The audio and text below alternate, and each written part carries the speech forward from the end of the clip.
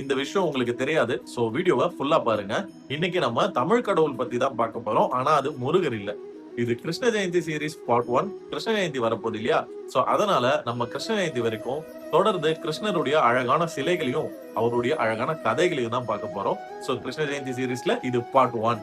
கிருஷ்ணருக்கும் தமிழுக்குமான தொடர்பு. நம்மளுடைய தொல்காப்பியம்லயே வருது. தொல்காப்பியம்ல தமிழர்களுடைய ஐந்திணை தெய்வங்கள குறிப்பிடுறாங்க இல்லையா?